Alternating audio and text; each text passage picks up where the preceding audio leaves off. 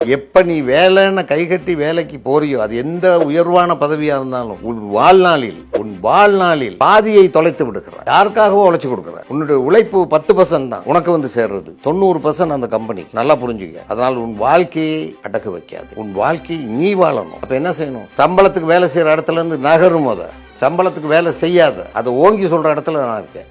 தனிச்சு வா. எல்லாருக்கும் இருக்க அறிவு தான் உனக்கு இருக்கு. எல்லாருக்குள்ள கை உடக்கு இருக்கு.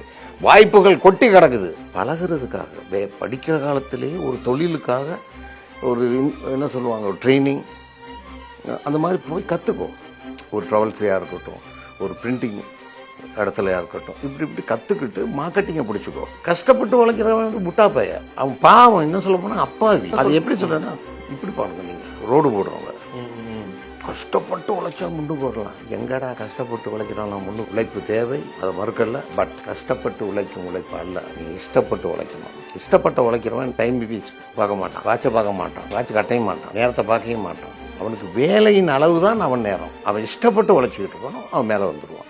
இஷ்டம் இல்லாமல் வெறும் மாத சம்பளத்தை மட்டும் கணக்கு பண்ணிக்கிட்டு, இன்னும் சலுகைகளை கணக்கு பண்ணிக்கிட்டு, எப்போ பார்த்தாலும் இன்க்ரிமெண்ட் நோ, உன்னால் முடியாது. முதலாவது கடன் வாங்கித்தான் வாழ்க்கையை ஸ்தாபிக்கணுன்ற நினப்பு இருந்தால் தற்கொலைக்கு சமனாது. நீ உருப்படவே மாட்டான். கடன் வாங்கித்தான் வாழ்க்கையை நடத்தணும்னு எவன் நினச்சாலும் அவன் உருப்படவே மாட்டான். கடன் வந்து ஆழகால விஷயம். கடன் படவே கூடாது. அதெல்லாம் இன்வெஸ்ட் பண்ணுறது உண்ட 10 விரல்கள் தான். அதுதான் மூலதனம். அது எப்படி இன்வெஸ்ட்மெண்ட் வரும்? நீ நேரடியாக போய் ஒருத்தர் நான் பிஸ்னஸ் வைக்க போகிறேன், 10,000 ரூபா தாங்க, 20,000 தாங்க, மச்சான்ட்ட போயிட்டு கேட்குறது, மாமன்ட்ட போயிட்டு கேட்குறது, அப்படி நீ இன்வெஸ்ட்மெண்ட்டை கேட்க ஆரம்பிச்சிட்டாலே நீ ஃபெயிலியர். உனக்கு மூளை இல்லை, உன்கிட்ட உழைப்பு இல்லை. உன்கிட்ட உழைப்பு இருந்தால் ஒன்றை தெரிந்து கொள், நீ உழைக்க தயாராக இருந்தால் இந்த உலகமே உனக்கு உதவ தயாராக இருக்கு. அப்படி உழைச்சி முன்னேறின அத்தனை பேர்ட்டையும் கேட்டு பாருங்க, பணம் தானாக பின்னால் ஓடி வரும். நீ உழைப்பு மட்டும்தான் நீ காட்டணும் தம்பி. அதை விட்டுட்டு நான் எனக்கு அது தெரியும் இது தெரியும், நீ பணம் கொடுன்னா உனக்கு நீ உழைச்சிக்கிட்டே இருக்கணும், இந்த உலகம் உனக்கு உதவிக்கிட்டே இருக்கணும். அதை விட்டுட்டு வேறு நம்பிக்கைகளை வைக்காது. வாழ்க்கையில் உயர்றதுக்கு எந்த பக்தியும் உனக்கு உதவ போகிறதில்ல. திருப்பதியில் போய்ட்டு மொட்டை போட்டால் தான், நேற்று கடன் வச்சா தான் நான் பணக்காரன் ஆவேன்னா, நானும் போயிட்டேன் மொட்டாடி, எல்லாமே மொட்டாடிக்கு போங்க. அங்கே சாமி உனைய மொட்டாடிச்சு அனுப்போம். இவ்வளோ தான் நடக்குமே தவிர உனக்கு ஒன்றும் ஆகாது. என்னிடம் வேலை செய்பவர்கள் அத்தனை பேரும் முதல் கேள்வி கேட்குற நேரமே, நீ தொடர்ந்து என்கிட்ட வேலை செய்ய வந்திருக்கியா, முதலாளியாக வந்திருக்கியான்னு கேட்பேன். இல்லையா, உங்கள்கிட்ட வேலை செய்யத்தான் வந்திருக்கேன். அப்போ வெளியே போடான்ட்டுருவேன். உனக்கு 2 வருஷம் டைம் தரேன், இங்கே இரு, கற்றுக்கோ வேலையை. இந்த கற்றுக்கிட்டால் சர்வதேச ஜாப் இது கற்றுக்கிட்டு அதுக்கப்புறம் என்கிட்ட உட்காந்து வேலை செய்யாத. போ, சொந்தமாக ஆரம்பி. என் நிறுவனத்தின் பெயரை கூட நான் உனக்கு உதவுகிறேன். மதுரா ட்ராவல்ஸ் பேர்லேயே ஆரம்பிச்சுக்கோ.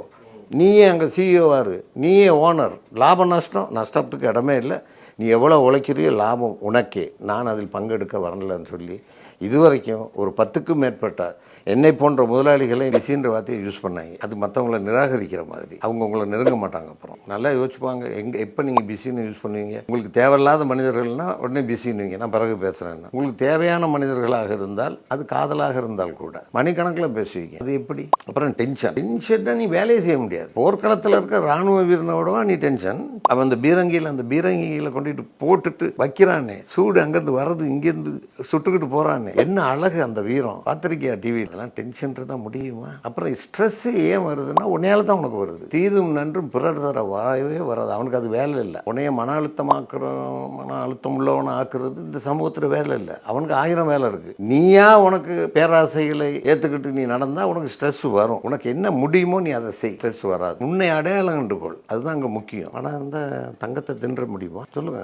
இல்லை தங்க கட்டில் வச்சுட்டா நிம்மதியாக தூங்கிட முடியும். பணம் வேணும். ஒரு காருக்கு பெட்ரோல் மாதிரி. மொத்த கார்லேயே பெட்ரோல் டம்மா அடுக்கி வச்சுக்கிட்டு பயணம் செய்ய முடியுமா? எல்லாத்துக்கும் ஒரு அளவு இருக்குது.